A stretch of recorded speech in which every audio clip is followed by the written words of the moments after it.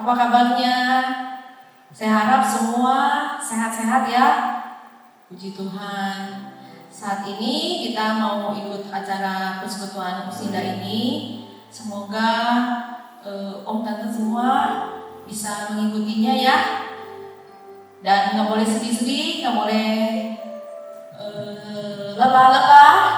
Kalau mendengarkan firman Tuhan juga.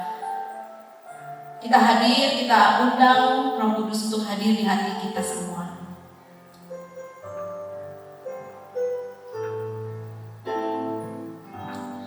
Roh Kudus, datanglah, jamahlah tiap hati, jamahlah, segarkanlah yang lelah, kuatkanlah yang lemah. Roh Kudus, Roh Kudus, kuatkanlah. Roh Kudus, hiburlah setiap hati yang gendam, hiburlah lewat lembah yang curam, jalan licin, jalan terjal. Roh Kudus, Roh Kudus, pimpinlah.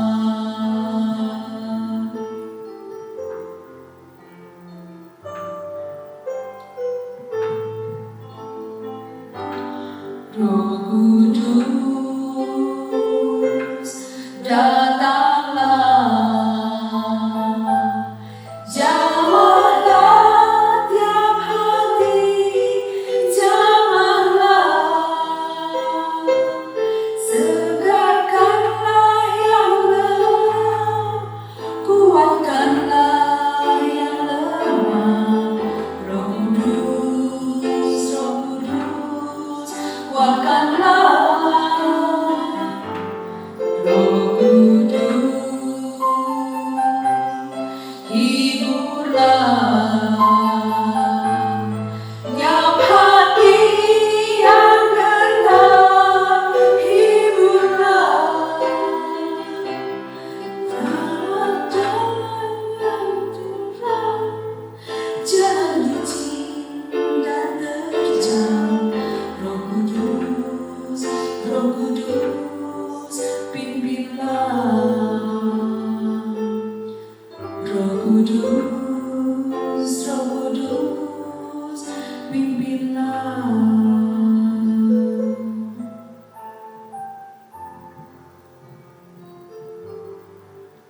Mari kita sama-sama berdoa. Tuhan Allah Bapa yang Maha Rahim, Allah yang selalu menyembuhkan, Allah yang selalu penuh dengan kekuatan. Tuhan, berikan kekuatan kepada kami semua untuk bisa terus sehat untuk menghadapi hari-hari ke depan. Berkatilah kami Tuhan, oma opa yang sedang menyaksikan acara Usinda ini. Biarlah Kau juga berikan kesehatan dan yang sakit Kau pulihkan. Berkatilah juga teman-teman kami yang akan mengadakan melayani Tuhan.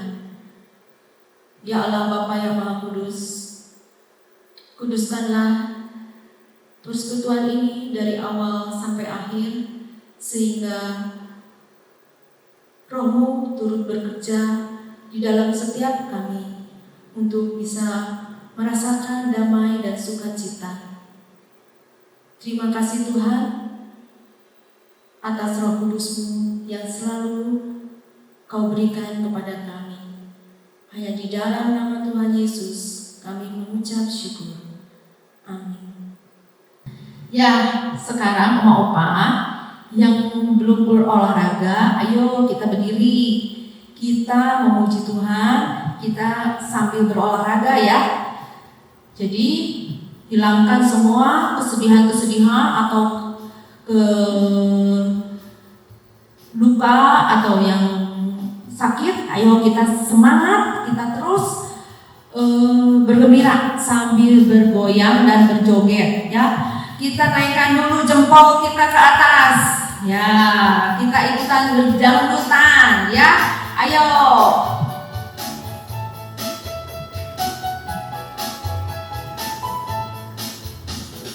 Mari kita bersukaria karena ini hari bahagia. Kita berkumpul jadi satu. Puji Tuhan semesta itu. Tepuk tangan wajah berseri. Lupakanlah hati yang sedih. Bukankah Yesus berkata damai yang Dia berikan, maka mari kita bersukaria. Ayo sekarang kita goyang ya. Mari kita bersukaria karena ini hari bahagia. Yes, kita berkumpul jadi satu. Puji Tuhan, puji Tuhan semesta itu. Haleluya, tepuk tangan wajah berseri. Hilangkanlah hati yang sedih. Bukankah Yesus berkata damai yang Dia berikan kita, mari kita bersukaria. Sekali lagi, mari kita bersukaria karena ini hari bahagia. Kita berkumpul jadi satu. Puji Tuhan semesta itu. Haleluya, tepuk tangan wajah berseri. Hilangkanlah hati yang sedih. Bukankah Yesus berkata damai yang Dia berikan kita, mari kita bersukaria. Bukankah Yesus berkata damai yang Dia berikan kita, mari kita bersukaria. Ya, udah segar ya, goyang-goyang sedikit ya. Nah, sebelum kita masuk ke dalam firman Tuhan, mari kita mengangkat satu pujian untuk menghadirkan Roh Kudus.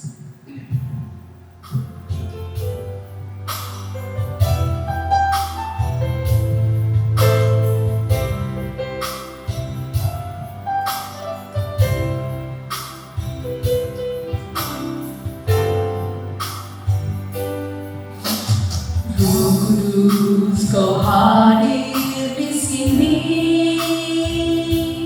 Roh Kudus, ku mengasihi-Mu. Kau lembut, Kau manis, Kaulah penghiburku, penolongku, diutus Bapa-Ku. Roh Kudus, Kau hadir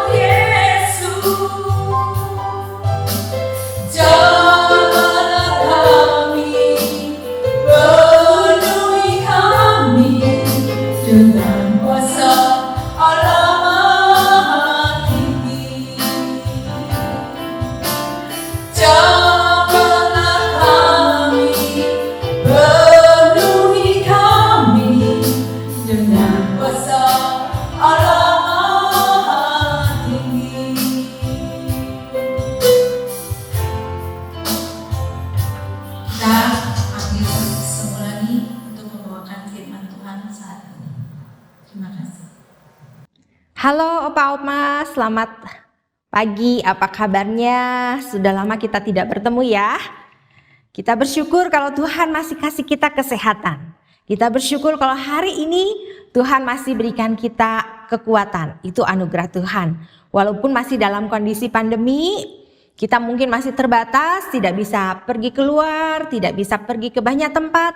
Tapi kita percaya Tuhan selalu beserta dengan setiap kita. Amin. Mari sebelum kita merenungkan firman Tuhan, kita mau berdoa terlebih dahulu ya. Kita sama-sama tundukkan kepala, kita berdoa. Bapa, kami bersyukur jikalau hari ini sekali lagi Tuhan, Bapak Ibu Opa Oma yang ada di tempat ini boleh sekali lagi mendengarkan firman Tuhan. Kami boleh berkumpul kembali memuji dan menyembah Tuhan. Walaupun Tuhan dengan segala keterbatasan di tengah-tengah pandemi, kami hanya bisa bersekutu melalui online, tapi kami percaya Engkau hadir di tengah kami, Tuhan berbicara kepada setiap kami. Kami menyerahkan Tuhan untuk pemberitaan firman Tuhan sebentar ke dalam tangan-Mu. Hamba-Mu yang akan menguraikan kebenaran firman-Mu, urapi dia dengan kuasa-Mu, sehingga apa yang disampaikan juga boleh menjadi berkat bagi setiap kami. Hanya di dalam nama Tuhan Yesus kita katakan, amin. Opa Oma, ada yang ingat hari Minggu kemarin kita merayakan hari apa?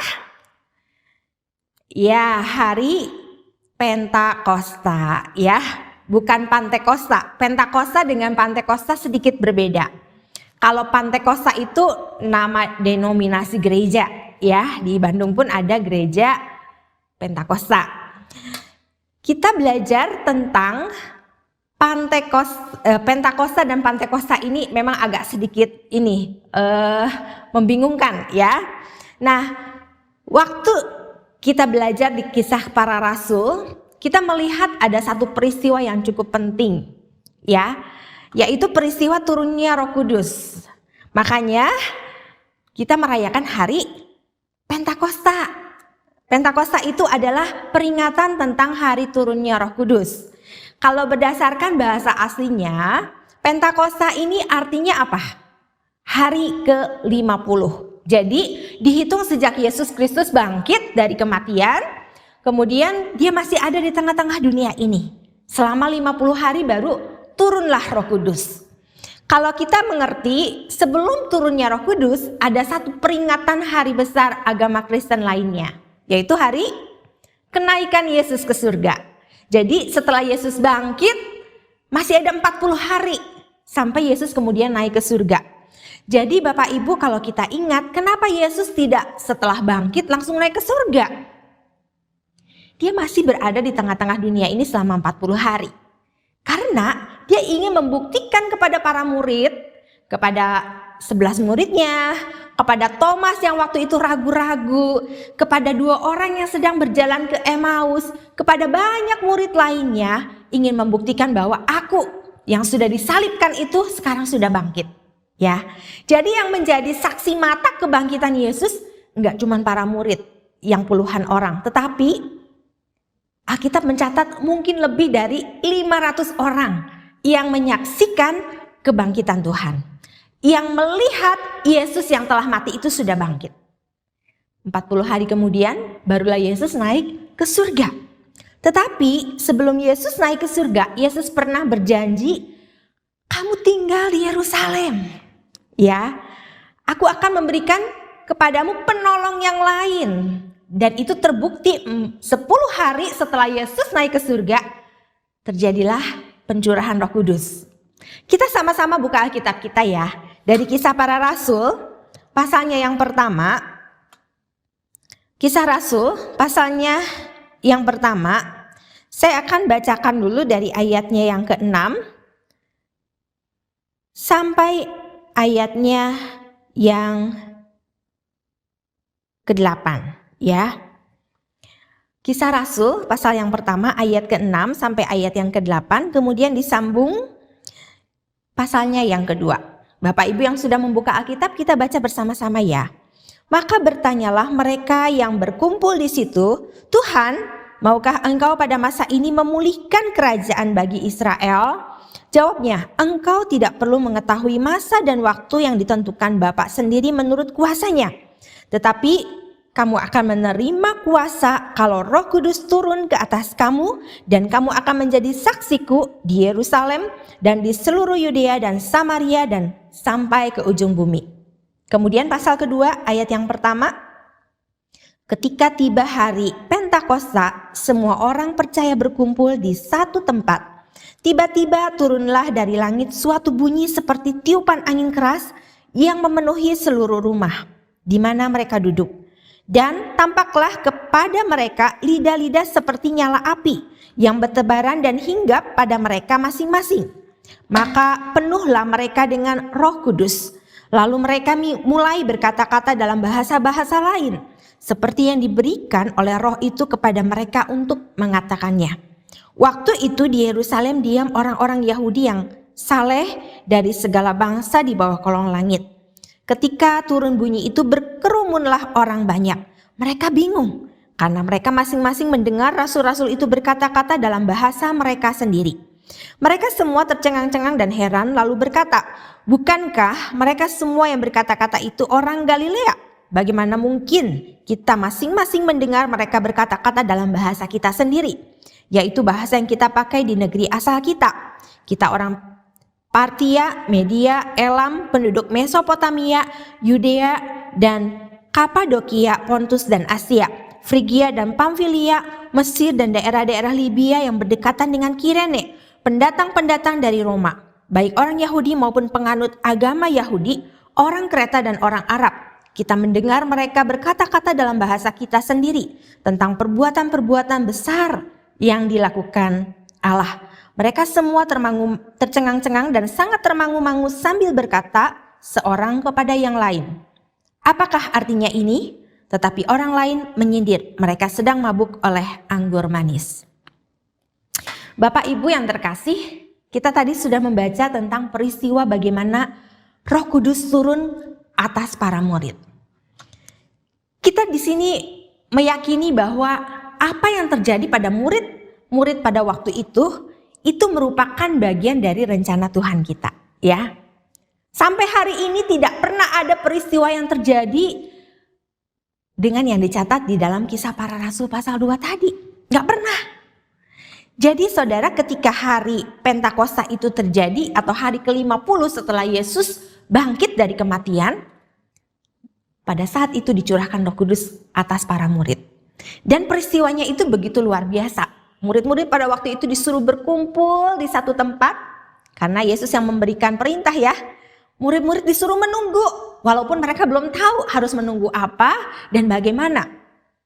Tetapi para murid pada waktu itu sedang berdoa di sebuah rumah.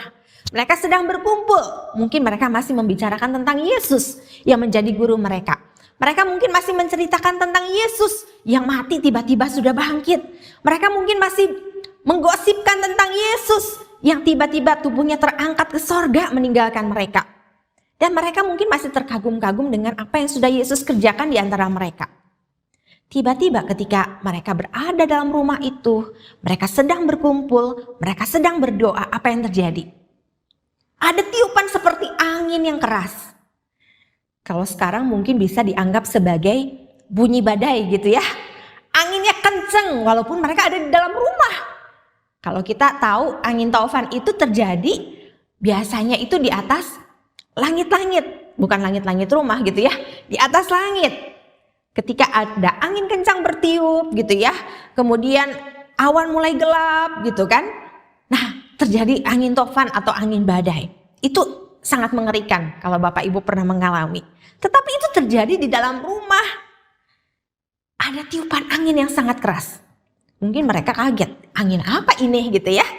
Tiba-tiba dari atas atap rumah itu, dari atas langit-langit itu mulai ada lidah-lidah api. Waktu saya kecil saya berpikir lidah orang gitu ya, karena gak ngerti. Lidah api itu artinya api gitu ya. Api yang kemudian hinggap di atas kepala para murid. Tetapi apinya aneh. Kalau kita di atas kepala tiba-tiba ada api, langsung kitanya kaget kan? Karena rambut kita pasti terbakar gitu, angus. Seluruh badan kita bisa dimakan oleh api. Tetapi ini enggak. Karena yang hinggap pada kepala para murid itu adalah Roh Kudus yang dalam bentuk api. Firman Tuhan sering mengatakan kepada kita, Roh Kudus itu bisa dalam berbagai bentuk. Ya, salah satunya api. Jadi pada waktu itu Roh Kudus hinggap kepada para murid dalam bentuk api. Kita bayangkan suasana waktu itu. Para murid langsung melihat, di atas kepala kamu ada api. Murid yang satu juga lihat, di atas kepala kamu ada api. Terus ada yang bilang, di atas kepala saya juga ada api. Wow, setiap kita punya api di atas kepala kita. Tetapi api yang tidak membakar. Tetapi api ini adalah api Roh Kudus yang mengubahkan. Setelah itu apa yang terjadi? Para murid tiba-tiba bisa berkata-kata dalam bahasa yang lain. Dalam bahasa yang lain, saya tekankan, bukan bahasa yang tidak dimengerti ya. Jadi di sekeliling mereka pada waktu itu banyak sekali orang-orang yang bukan berasal dari Yerusalem, bukan berasal dari daerah Galilea. Tadi disebutkan ada yang daerah Media, Elam, Parsia, Mesopotamia gitu ya, Pontus. Banyak sekali daerah-daerah kecil di sekeliling mereka. Dan setiap daerah punya bahasa daerah masing-masing. Sama kayak Indonesia ya. Indonesia ini adalah negara yang kaya. Termasuk dalam suku bangsa dan bahasanya. Di daerah sekitar kita mungkin ada orang Jawa, orang Batak, orang Sunda gitu ya. Orang Madura bahasanya beda sendiri. Kemudian orang daerah Lampung juga bahasanya beda sendiri. Masing-masing suku, masing-masing daerah punya bahasa masing-masing. Sama seperti peristiwa pada waktu itu. Mereka tiba-tiba bisa berbahasa bahasa daerah yang bukan daerah mereka sendiri. Dan itu kemampuan dari mana? Dari Roh Kudus. Roh Kudus yang memampukan mereka bisa berbahasa bahasa yang lain. Mereka gak usah kursus dulu, mereka gak usah sekolah dulu. Roh Kudus yang memberikan mereka kemampuan berbahasa. Ini adalah 3 peristiwa penting yang terjadi pada hari Pentakosta. Ada angin yang kencang, ada Roh Kudus yang turun dalam bentuk lidah-lidah api, dan mereka kemudian bisa berbahasa bahasa yang lain. Saudara, ini adalah peristiwa yang aneh yang sedang terjadi waktu itu sehingga orang-orang di sekitar mereka kemudian membicarakannya. Ada yang berpikir, wah para murid sedang mabuk, makanya mereka bisa berbahasa-bahasa yang aneh.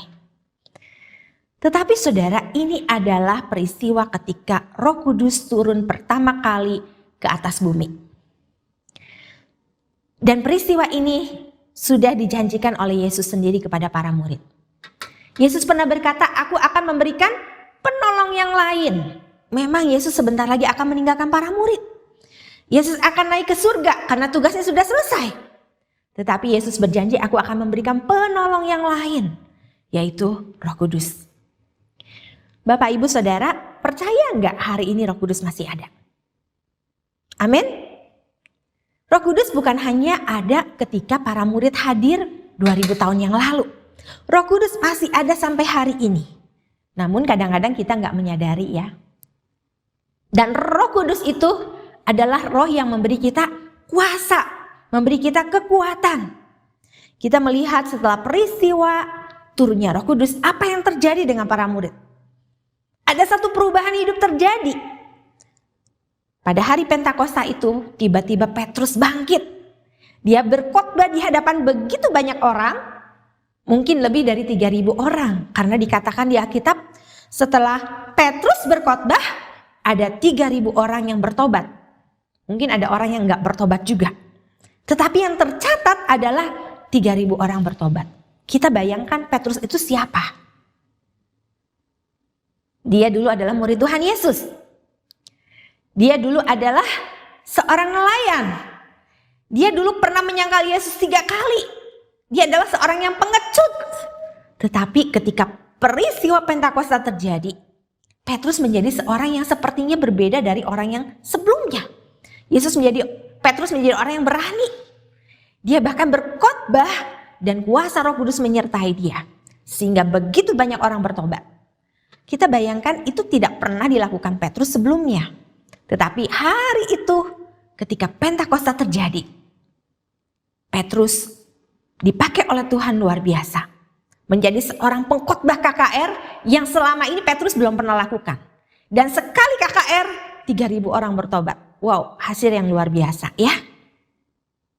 Ini adalah pekerjaan Roh Kudus.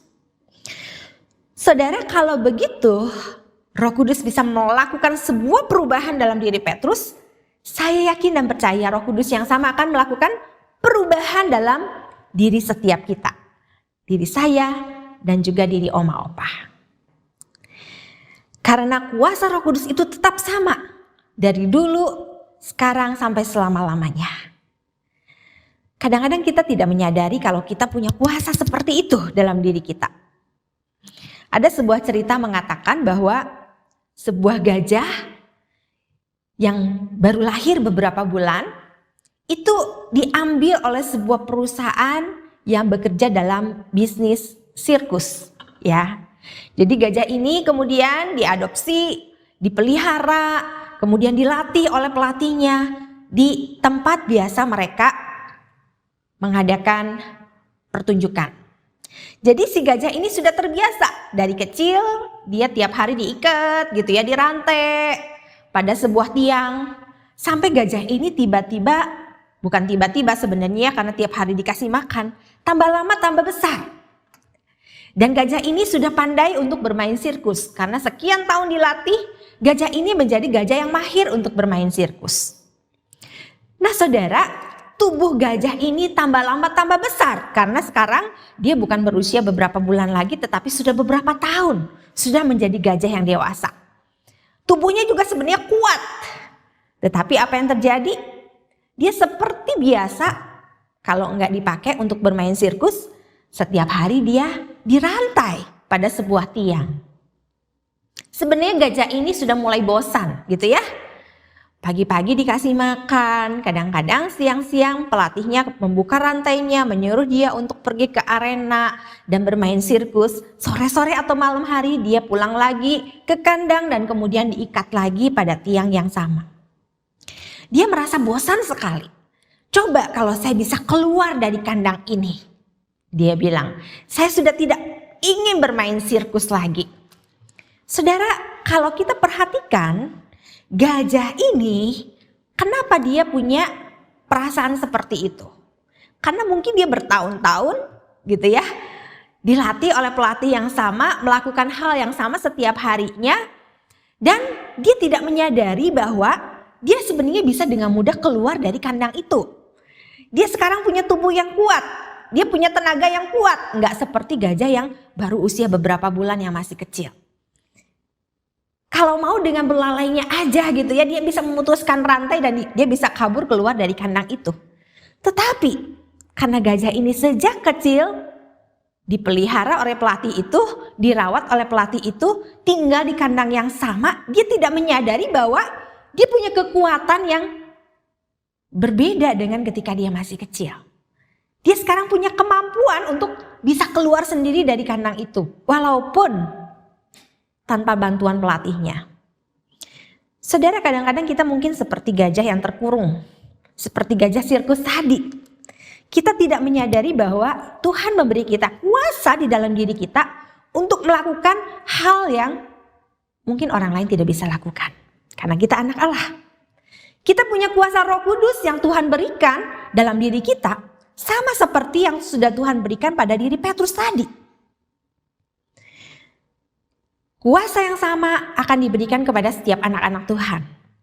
Saudara, bagaimana kita bisa mendapatkan kuasa Roh Kudus tadi?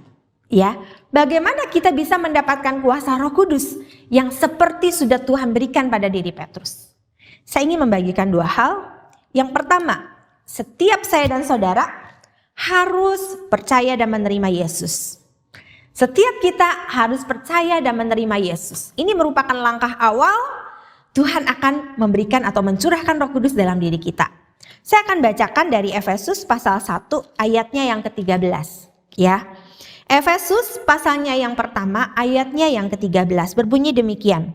Di dalam Dia kamu juga karena kamu telah mendengar firman kebenaran, yaitu Injil keselamatanmu, di dalam Dia kamu juga ketika kamu percaya dimateraikan dengan Roh Kudus yang dijanjikannya itu. Firman Tuhan dalam Efesus ini merupakan tulisan Rasul Paulus yang mengajarkan setiap kita. Ketika kita mendengar firman kebenaran, yaitu Injil keselamatan, dan kemudian kita percaya, maka kita akan dimeteraikan oleh Roh Kudus. Kalau kita pernah mendengar firman, kita pernah ke gereja, kita mendengar KKR, kita mendengar khotbah, kita percaya kepada Tuhan, maka firman Tuhan itu berkata dalam diri kita sudah dimeteraikan oleh Roh Kudus. Jadi Bapak Ibu, saya nggak tahu di sini mungkin ada yang opa oma sudah dari kecil ikut ke gereja. Ada yang mungkin tengah-tengah gitu ya. Sudah mulai kerja, sudah mulai dewasa, punya anak. Ada orang yang menginjili, akhirnya saya mau percaya Tuhan, saya mau ikut ke gereja. Setiap kita anak-anak Tuhan yang percaya kepada Tuhan, yang menerima Yesus sebagai juru selamat, firman Tuhan menjanjikan kita menerima Roh Kudus dalam diri kita. Roh Kudus itu menjadi materai. Bapak Ibu tahu materai itu apa? Kalau misalnya di kantor pemerintah atau kantor-kantor resmi, ketika membuat surat perjanjian, biasanya itu ada materai, ya. Ditempel materai, kemudian tanda tangan. Materai itu merupakan sebuah tanda. Tanda bahwa surat itu sah dan setiap orang yang menandatangani perjanjian itu harus mengikuti peraturan yang sudah dijanjikan. Ketika kita percaya menerima Yesus sebagai juru selamat, Roh Kudus menjadi materai. Karena Tuhan pernah berjanji akan memberikan rohnya di dalam diri kita. Dan rohnya itu yaitu Roh Kudus. Roh Kudus itu menjadi tanda bahwa kita ini sudah menjadi milik Tuhan. Roh Kudus itu menjadi tanda bahwa kita ini menjadi anak Allah. Dan Roh Kudus yang menjadi saksi di hadapan Bapa kita yang di sorga. Bahwa ini nih, saya sudah percaya Tuhan Yesus. Ini nih, saya sudah jadi anaknya Allah. Roh Kudus yang menjadi tanda, yang menjadi materai dalam diri kita. Syaratnya apa tadi? Kita harus percaya Yesus dan menerima Yesus sebagai juru selamat. Bapak Ibu yang hari ini sudah percaya Tuhan Yesus, sudah menerima Yesus sebagai juru selamat dalam hidup kita, saya percaya setiap kita punya Roh Kudus. Amin. Siapa di sini yang percaya Roh Kudus sudah ada dalam diri kita? Siapa di sini yang percaya bahwa Roh Kudus sudah diberikan dalam hidup kita? Kadang mungkin kita nggak menyadari, ya, karena Roh Kudus itu memang tidak terlihat. Tapi firman Tuhan berkata, Roh Kudus itu bisa dirasakan, walaupun tidak terlihat bisa dirasakan. Karena Roh Kudus itu katanya seperti angin. Bapak Ibu kalau sekarang sudah mulai musim panas, di rumah mungkin pasang AC, ya, atau mungkin pasang kipas angin. Kita nggak bisa melihat anginnya, tetapi kita bisa merasakan. Coba kalau kita misalnya duduk atau berdiri di bawah AC. Atau kita duduk di bawah kipas angin. Ada angin yang semeliwir gitu ya, datang dan itu sangat menyejukkan. Roh Kudus itu seperti angin. Walaupun tidak terlihat, harusnya bisa dirasakan oleh setiap kita. Makanya kenapa ada yang bilang, setelah saya percaya Tuhan, hati saya penuh dengan sukacita. Siapa yang membuat sukacita itu? Roh Kudus. Ketika kita menghadapi masalah, orang Kristen banyak yang bilang, saya nggak menjadi takut, saya nggak menjadi kecewa, tetapi saya ada damai sejahtera. Siapa yang bikin damai sejahtera itu dalam hati kita? Roh Kudus. Jadi walaupun Roh Kudus itu tidak terlihat, tetapi keberadaannya bisa kita rasakan. Itu yang pertama ya. Bagaimana supaya kita punya kuasa Roh Kudus? Yang pertama kita harus percaya dan menerima Yesus sebagai juru selamat, baru Roh Kudus itu ada dan diam dalam diri kita. Yang kedua, bagaimana supaya kita punya kuasa Roh Kudus? Kita harus belajar peka dan taat kepada Roh Kudus. Kita harus belajar untuk peka dan taat kepada Roh Kudus. Tadi saya katakan Roh Kudus itu tidak kelihatan, tetapi bisa kita rasakan. Ya. Karena firman Tuhan bilang Roh Kudus itu hadir dalam hidup kita dengan berbagai macam fungsi atau tujuan. Dia bisa menghibur kita waktu kita sedih. Dia bisa menguatkan kita waktu kita mengalami lemah mungkin gitu ya. Dia bisa menegur kita kalau kita salah. Jadi Roh Kudus dalam diri kita itu punya beberapa fungsi. Kalau misalnya kita sedang berbohong nih, Roh Kudus ingatkan, kamu tadi bilang seperti itu, kamu udah bohong. Oh iya ya Tuhan, ampuni saya karena saya sudah bohong. Itu mungkin Roh Kudus sedang mengingatkan kita, sedang menegur kita. Dan kita harus belajar peka dan taat pada suara Roh Kudus. Kalau kita sudah bersalah, ya kita minta maaf, kita minta ampun sama Tuhan. Karena Roh Kudus yang mengingatkan kita, Roh Kudus yang menegur kita. Kadang-kadang Roh Kudus juga menolong kita untuk kita bisa melakukan sesuatu. Misalnya ada teman kita, tetangga kita lagi kesulitan. Saya kenal baik orang itu. Roh Kudus lagi mengingatkan saya, dia hari ini lagi kesulitan. Apa yang bisa kita lakukan buat dia ya? Supaya saya bisa tolong dia. Mungkin Roh Kudus sedang memberikan petunjuk untuk kita bisa melakukan sesuatu buat orang tersebut. Supaya kita jadi berkat buat orang tersebut. Jadi Roh Kudus itu selalu menuntun kehidupan kita setiap hari. Asal kita mau peka dan taat pada suara Roh Kudus. Roh Kudus terus bekerja dalam diri kita. Kita ingat salah satu murid Yesus yang namanya Filipus. Satu kali Filipus ini dia bukan seorang penginjil ya sebenarnya. Dia adalah seorang diaken. Diaken itu adalah pengurus gereja yang melayani jemaat.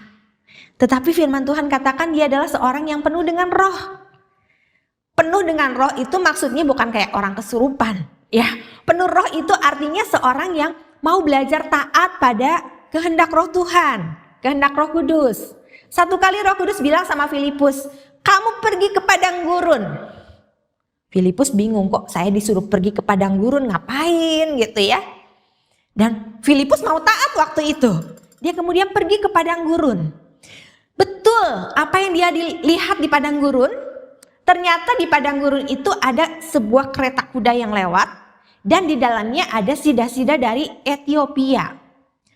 Sida-sida ini baru pulang dari Yerusalem dan akan pulang kembali ke kampung halamannya. Dan ketika dia melihat sida-sida itu, Roh Kudus langsung memberikan petunjuk. Kamu coba deketin sida-sida itu, ya. Ternyata sida-sida itu lagi apa? Dia lagi baca kitab Yesaya pasal 53. Waktu dia baca mungkin dengan suara keras, dia baca tapi dia nggak ngerti apa sih maksud dari Yesaya 53 ini. Dan ketika Filipus sudah mendekati kereta itu, dia dengar apa yang sedang dibaca oleh sida-sida Ethiopia. Langsung Filipus tanya, ya. Dia mendekati orang itu, walaupun orang itu Filipus nggak kenal gitu ya. Dia langsung dekati orang itu, dia tanya, Bapak ngerti enggak bagian firman Tuhan ini? Filipus kemudian naik ke kereta dan dia langsung menjelaskan Yesaya 53. Sehingga akhirnya sida-sida itu mau mengerti tentang Yesaya 53 yang sebenarnya menubuatkan tentang Yesus Kristus yang akan mati, menjadi domba yang disembelih, mengampuni dosa manusia. Dan akhirnya sida-sida ini mau percaya Yesus dan dibaptis. Itu adalah pekerjaan Roh Kudus. Jadi Roh Kudus itu bisa menuntun kehidupan kita melakukan apa yang harus kita lakukan. Filipus mau taat dan dia peka dengan suara Roh Kudus. Akhirnya satu jiwa bertobat. Dan kita bisa bayangkan sida-sida itu kalau kembali ke kampung halamannya mungkin dia menjadi seorang pemberita Injil sehingga negaranya boleh kenal Tuhan Yesus. Sampai hari ini Roh Kudus bekerja dengan cara yang sama. Kalau kita mau belajar peka dengan suara Roh Kudus, kita mau belajar taat dengan suara Roh Kudus, kita bisa jadi berkat buat banyak orang. Kita bisa melakukan kehendak Tuhan di dalam kehidupan kita. Asal kita mau belajar peka dan kita mau belajar taat. Kita sama-sama mau belajar ya, untuk bisa mengenal suara Roh Kudus dalam diri kita, untuk kita belajar taat. Kadang-kadang saya juga mungkin pernah gagal, karena saya nggak taat. Karena saya nggak peka. Tapi setiap kita yang mau belajar untuk peka dan taat pada suara Roh Tuhan, kita bisa dipakai oleh Tuhan dalam kehidupan kita. Saya percaya walaupun opa oma mungkin usianya sudah lanjut, tetapi kalau kita mau belajar taat dan peka pada suara Tuhan, kita boleh dipakai menjadi berkat buat keluarga kita, buat saudara kita, buat siapapun di sekeliling kita. Saya ingat saya pernah mendengar sebuah cerita. Ada seorang yang satu kali ketika berdoa, dia dikasih tahu sama Tuhan bahwa kokoknya yang lagi di Jakarta itu sedang kecelakaan. Wah, kokoknya lagi kecelakaan dalam kondisi sekarat, katanya hampir mati. Dan dia berdoa supaya kokoknya ini bisa sembuh. Kemudian dia mendengar suara Roh Kudus bilang seperti ini, yang bisa menyelamatkan nyawa kokok kamu adalah doa seorang ibu. Malam itu dia langsung telepon mamahnya. Ya, mamahnya itu sudah tua, umurnya mungkin sudah 70 lebih. Dia bilang, "Mama, tolong doain buat kokok." Waktu itu dia nggak jelasin secara khusus kokoknya itu dalam kondisi seperti apa. Tapi mamanya yang sudah tua ini mau doain untuk anaknya yang lagi di Jakarta. 1 bulan kemudian, dia kemudian datang ke Jakarta, dia nengok kokoknya. Ternyata betul, kokoknya cerita, 1 bulan yang lalu dia mengalami kecelakaan parah di jalan tol dan itu hampir merenggut nyawanya. Tetapi setelah dilarikan ke rumah sakit, bersyukur dia bisa melewati masa kritis, dia bisa diselamatkan dan dia boleh pulih dan hidup kembali, nggak jadi mati. Itu karena apa? Karena doa seorang ibu, ya, mamanya yang ada di Bandung yang usianya sudah 70 tahun yang mau mendoakan untuk anaknya. Kita melihat di sini, wanita ini dia punya kepekaan untuk mendoakan. Mamahnya juga sama, walaupun usianya sudah tua gitu ya, udah 70-an. Dia juga punya hati yang mau peka dengan suara Roh Kudus, yang mau mendoakan anaknya yang sedang di Jakarta. Setiap kita bisa dipakai oleh Tuhan, asal kita punya kepekaan, punya ketaatan untuk mendengar suara Tuhan. Tuhan bisa bekerja lewat setiap kita. Amin. Bapak Ibu yang di rumah pun gak bisa kemana-mana dalam suasana pandemi seperti ini, pasti bisa dipakai oleh Tuhan. Asal kita mau belajar peka dan taat pada suara Tuhan. Kita berdoa. Tuhan, bersyukur kalau Engkau memberikan kuasa yang sama yang dicurahkan pada hari Pentakosta 2000 tahun yang lalu kepada setiap kami. Kami percaya setiap anak-anak Tuhan di tempat ini yang pernah menerima Tuhan sebagai juru selamat, yang percaya kepada Engkau, kami sudah menerima Roh Kudus itu dalam diri kami masing-masing. Tolong kami Tuhan, supaya kami punya kepekaan mendengar suara Roh Kudus dalam hati kami. Kami rindu untuk kami juga taat melakukan apa yang Tuhan perintahkan dalam hidup kami. Ketika Engkau menegur dosa kami, tolong kami Tuhan untuk kami bertobat. Ketika Engkau menguatkan kami juga belajar ya Tuhan untuk boleh menerima kekuatan penghiburan daripada Tuhan. Ketika Engkau menuntun apa yang harus kami kerjakan dan kami lakukan, tolong kami belajar untuk taat melakukannya. Dan kami percaya Tuhan, kuasa yang sama sedang bekerja untuk kami boleh menjadi saksi Tuhan, menjadi alat Tuhan, seperti Tuhan sudah memakai murid-murid-Mu, bahkan juga ya Tuhan, bapak-bapak gereja dan orang-orang yang selama ini mendahului kami. Tuhan berkati untuk opa-oma di tempat ini, supaya di usia lanjut mereka tetap dipakai dan berkarya bagi Kristus. Dengar doa kami ya Tuhan, dalam nama Tuhan Yesus kami berdoa. Amin. Ya, kita sekarang undang Semulani untuk menyampaikan doa berkat.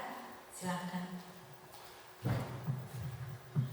Mari Bapak Ibu, Opa Oma kita bangkit berdiri. Kita sama-sama mintakan berkat daripada Tuhan. Kiranya kasih karunia daripada Allah Bapa, kasih penebusan daripada Tuhan kita Yesus Kristus, penghiburan kekuatan daripada Allah Roh Kudus menyertai setiap kita mulai hari ini sampai seterusnya. Amin.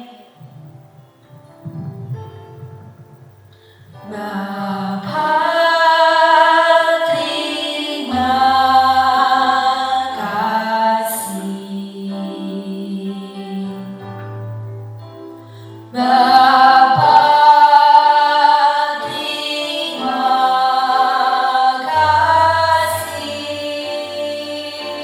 kasih. Bapa di dalam surga, ku berterima